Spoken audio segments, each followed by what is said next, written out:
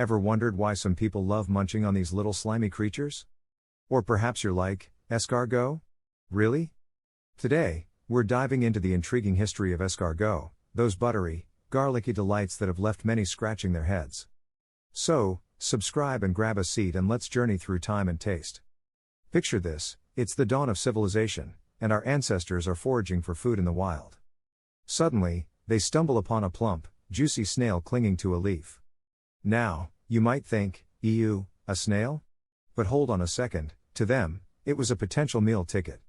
In ancient times, snails weren't seen as just slimy critters. They were a source of sustenance, a protein-packed snack in times of need. Our resourceful ancestors saw past the slime and realized that these little creatures could be a valuable addition to their diets. But it wasn't until the mighty Romans came along that escargot truly stepped into the spotlight. The Romans were known for their extravagant banquets, where no culinary delight was off limits, including snails. They saw potential in these humble creatures and turned them into a delicacy fit for emperors. Imagine being a guest at one of these feasts. Reclining on a plush couch as servants bring out platter after platter of succulent snails, seasoned with exotic spices and herbs.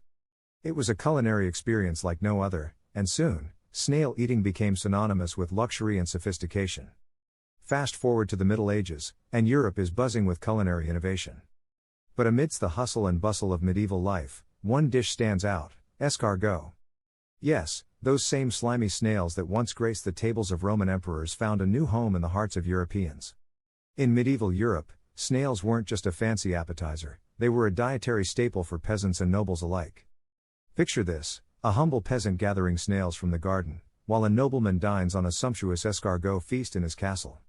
It was a dish that transcended social boundaries. But it was the French who truly embraced escargot and elevated it to gourmet status.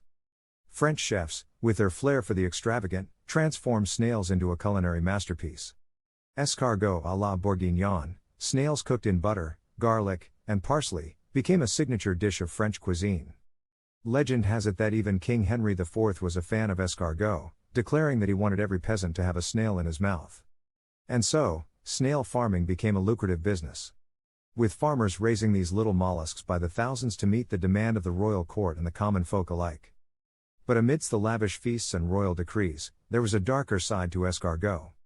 Snail farming was grueling work, with farmers toiling away in muddy fields to harvest their slimy treasures. It wasn't glamorous, but it kept food on the table, both for the farmers and for those who enjoyed their delicious bounty. Now, let's address the elephant, or should I say, the escargot, in the room. Escargot isn't just a dish, it's a topic that divides foodies around the world. Some swear by its buttery, garlicky goodness, while others cringe at the mere thought of eating snails. So, what's all the fuss about? For starters, let's talk about texture. Escargot has a reputation for being, well, slimy. And for some folks, that's a deal breaker. But here's the thing, when cooked properly, escargot isn't slimy at all. It's tender, succulent, and bursting with flavor. So, if you've been put off by the texture in the past, maybe it's time to give escargot another chance. Then there's the ick factor. Let's face it, the idea of eating snails isn't exactly appetizing for everyone. But here's a fun fact, escargot is actually one of the most sustainable protein sources out there. Snails are low maintenance, eco-friendly, and reproduce quickly, making them a smart choice for conscientious eaters. But perhaps the biggest controversy surrounding escargot is its environmental impact. With snail populations declining in the wild, there's growing concern about the sustainability of commercial snail farming. From habitat destruction to overharvesting, there are real issues that need to be addressed. So, where does that leave us? Is escargot a guilty pleasure or a culinary no-no? Well, that's for you to decide. But one thing's for sure, whether you love it or hate it, escargot will always be a topic of debate among foodies.